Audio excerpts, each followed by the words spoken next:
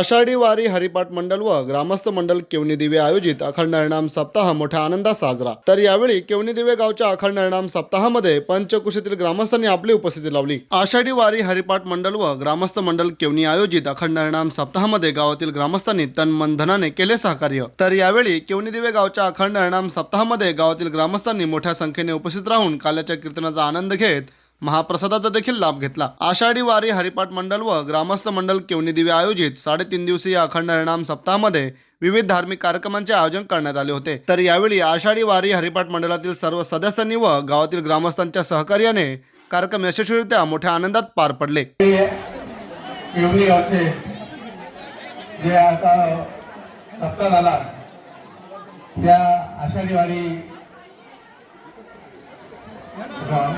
मंडळ केवनी या मंडळाच्या वतीने आमच्यासारख्या साध्या छोट्या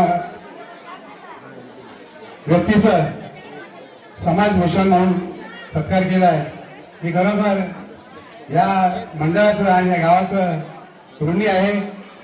या गावाला मी कधी विसरणार नाही। या ठिकाणी माझा कांगडकाला सन्मान केला, त्याचबरोबर या सर्वांचं मी या ठिकाणी पुढे एकदा धन्यवाद करतो। जय श्रीराम।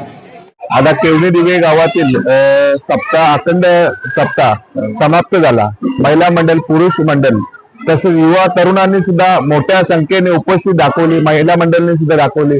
आज गावात जो सप्ताह समारंभ झाला, संपूर्ण गावामध्ये जसा पहिल्यांदा पूर्ण युवकांनी सहभाग घेतला, त्याबद्दल मी सर्व युवकांचे मनपूर्वक आभार व्यक्त करतो।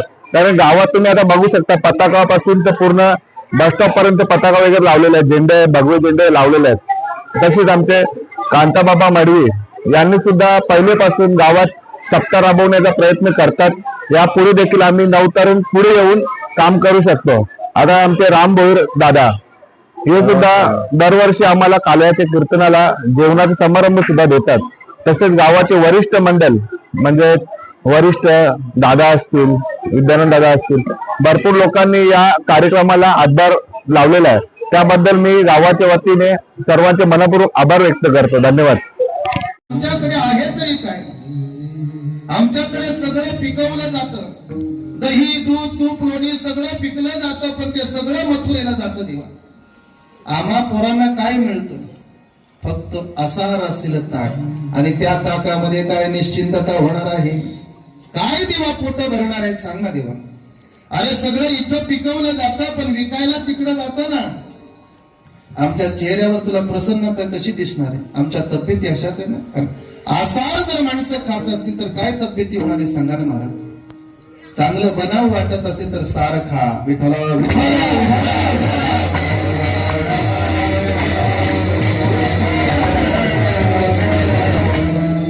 आणि सार जर आपल्याला कुठे मिळत असेल तर भगवान परमात्म्याच्या जवळ मिळणार आहे महाराज। कारण परमात्म्याचं नाम हे सार आहे। सार सार सार विठोबा नाम तुझे सार। भगवान परमात्म्याचं नाम सार आहे। परमात्मा सार असल्यामुळे तो परमात्माच आम्हाला सार तत्व देऊ शकतो महाराज। आणि सार तत्वाने निश्चिंतता हे तृप्ती आहे।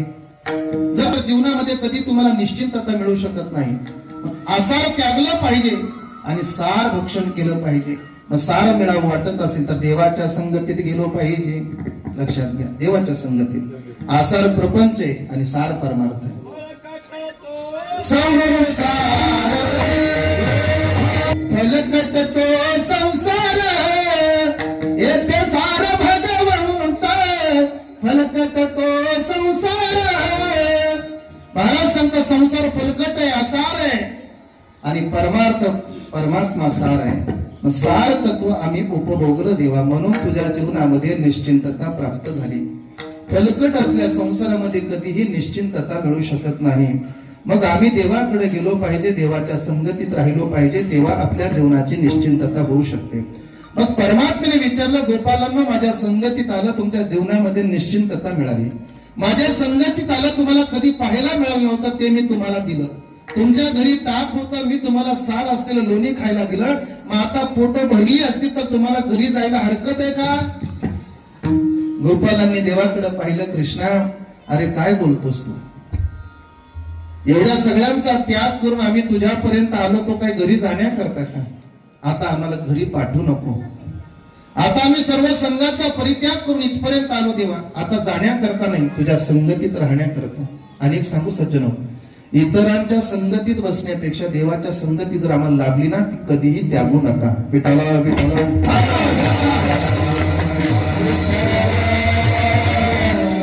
कधी कधी कधी कधी परमार्थ करता करता करता काहीतरी दुःख आलं की माणसं लगेच तो परमार्थापासून बाजूला होतात. नका सोडू, ही आपल्या जीवनातली परीक्षा असेल. त्या परीक्षेला आपण उतरलो पाहिजे, तिला पास झालो पाहिजे. परमात्मा आपला अंगीकार करत असतो, लक्षात घ्या. देवाला आपण सांगितलं पाहिजे, देवा सगळ्यांचा त्याग करून इथं आलोय.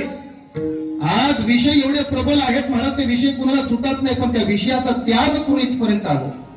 शब्द स्पर्श रूप रस गंध या पंच विषयामध्ये संपूर्ण जीवसृष्टी अडकलेली आहे, पण देवा त्याच्यातून त्याग करून इथपर्यंत आलो.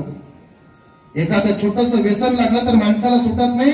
या 5 विषयाचा त्याग करून तुझ्यापर्यंत आलो, जाण्याकरता नाही देवा. प्रपंच सोडणं कठीण नाही आहे, सोपं आहे का? प्रपंच सोडणं सोपं नाही महाराज. 70-70, 80-80 वर्षाची माणसं होतात, पण प्रपंचातून कधीतरी निवृत्त व्हावं असं वाटत नाही. प्रपंच सोडणं कठीण, पण तरी सुद्धा महाराज त्याचा त्याग करून इथपर्यंत आलो ना, जाण्याकरता नाही. विषयाचा त्याग केला, घराघराचा त्याग केला, इथून जाण्याकरता नाही देवा. आता अखंड तुझ्या सहवासामध्ये, तुझ्या संगतीमध्ये राहण्याकरता आलोय. बस आता सोडू नको आम्हाला, आम्ही तुझ्यापासून दूर जाऊ शकत नाही. कृष्णाने सांगितलं, काम झाल्यानंतर मी इथं ठेवत नाही, जा घरी. तुकाराम महाराज सांगतात, देवा कितीही प्रयत्न कर आम्हाला हाकलून देण्याचं, कितीही ढकलून जरी आम्हाला दिलेस तरी देवा आता तुझ्यापासून आम्ही दूर जाणार नाही. तुकोबाराय तुकाराम महाराज सांगतात, आम्ही इथपर्यंत आलो ना देवा, जाण्याकरता नाही. आता तुझ्या संगतीत अखंडपणे. आणि तुकाराम महाराज आदी करून संत देवाच्या सानिध्यामध्ये संगतीमध्ये सातत्याने राहिले. जे जे झाले अवतार त्यांचे बरोबर, जे जे परमात्म्याचे अवतार झाले त्या अवतारामध्ये संत महात्मे अखंड देवाच्या सहवासामध्ये राहिले. देवा आता मला दूर करू नकोस, असा थोडक्यात अभंगाचा भाव आपल्या पुढे मांडण्याचा प्रयत्न केला. पुढे आपल्याला भगवान परमात्म्याच्या थोड्याशा लीला पाहून आपल्या कार्यक्रमाची सांगता करायची. एकदा सगळ्यांनी महाराज, सगळ्यांनी ज्यांना ज्यांना हात आहेत ना, त्यांनी सगळ्यांनी हाताने टाळी, मुखाने देवाचं भजन करायचं. त्या लालाला पाहायला गेलो पाहिजे, पण तिने तिच्या लग्नातला शालू काढला महाराज, आणि तो लावला, आणि तो लावून महाराज माझ्या कृष्णाला बघण्याकरता, देवाला पाहण्याकरता गेली. अनेक महाराज गवळणी आणि माझ्या आनंद बाबाच्या वाड्याला येत आहेत. तो आनंद त्या ठिकाणी उपभोगतायत. यशोदा मैयाला व नंद बाबाला सुद्धा त्याचा आनंद आहे. परमात्मा हळूहळू त्या गोकुळामध्ये मोठे व्हायला लागले, आणि लवकर आपल्याला मोठं करायला लागेल. 12:15 वाजतील. परमात्मा हळूहळू मोठे व्हायला लागले. एक कूस बदलली महाराज परमात्म्याने, फक्त अशी कूस बदलली. यशोदा मैयाने त्याचा सुद्धा मोठा उत्सव केला. थोड्या थोड्या हरकती सुद्धा आपल्या लेकराच्या आईला प्रसन्नता देऊन जात असतात महाराज. थोडा थोडा एखादा शब्द मुखातून निघायला लागला की आईला किती कौतुक वाटतं ना, आई त्याला जवळ घेते महाराज. थोडा महाराज जर तो पलटी झाला तर त्याचाही आनंद उत्सव साजरा केला. आणि मग आता परमात्मा ज्या कार्याकरता आला ते कार्य करण्याकरता सज्ज झाले. आणि मग डावा गुडगा होताना तो आपल्या जमिनीला टेकला महाराज.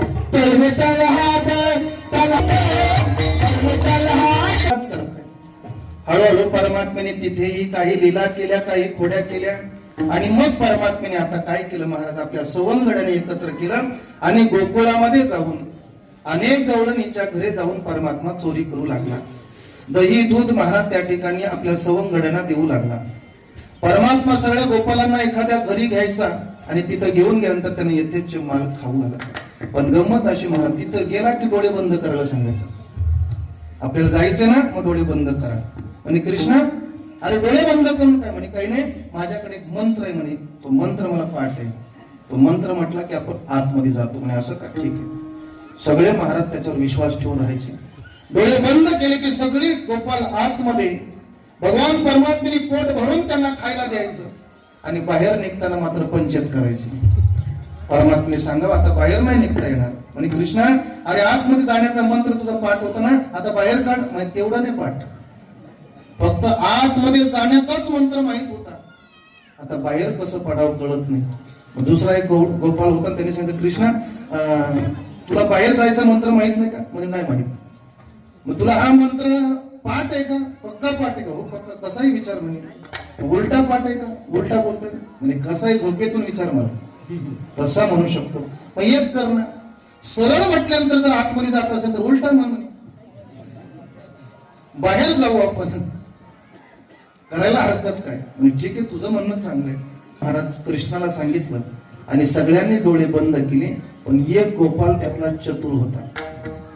आम्ही कुठं अडकू नये असं वाटत असेल, आम्हाला या संसाराचा प्रपंचाचा मार बसू नये असं वाटत असेल तर देवावर डोळे मिटकून विश्वास ठेवा.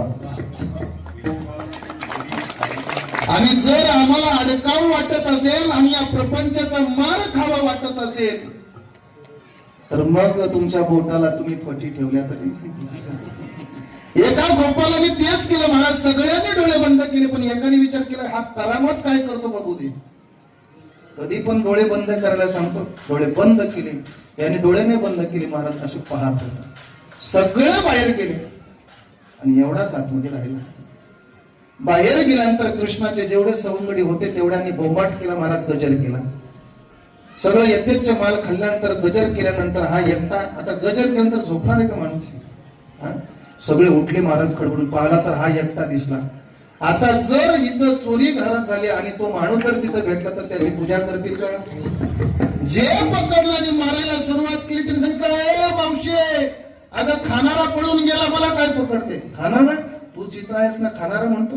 असा चोप दिला महाराज. आवाज देऊ लागला, कृष्णा, ए कृष्णा, सोडव मला, सोडव. अरे मार खायचा होता ना तुला. विश्वास ठेवायला पाहिजे होता तू, पण डोळे उघडे ठेवलेस तू. ज्या ज्या गोपालांनी माझ्यावर विश्वास ठेवला ना सुखरूप घराच्या बाहेर पडले, पण तू माझ्यावर अविश्वास दाखवला. देवावर कधी अविश्वास दाखवू नका महाराज. अडकावं लागेल बंधना, प्रपंचाच्या लाटा खाव्या लागतील आणि मग